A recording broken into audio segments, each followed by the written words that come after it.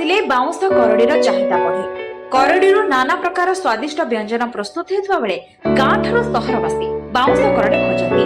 आउ एथिपाई बाउंस करडी को आदिवासी माने ऋतुकालीन व्यवसाय भावे बाछि नेछंती। नवरंगपुर जिल्ला रे बसवास करुवा आदिवासी बाउंस करडी एक प्रिय खाद्य। तेबे एथि प्रति शहरी लोकक आग्रह बढ़ुथिबारु एबे आदिवासी माने बीड़ा बांधी बजार रे बाउंस करडी बिक्री करुछंती। गोटिए बीड़ा प्रति 20 रु 30 टंका दर रहिछि। करडी रे अनेक स्वादिष्ट तरकारी हेतुवारु लोके एहाकु अधिकरु अधिक किनि नेउथिबा देखिबाकु मिलिछि। अन्यपटे बाउंस वन्य संपद होइथिबारु वन विभाग करडी बिक्री दिगरे कटकणा लगाइछि।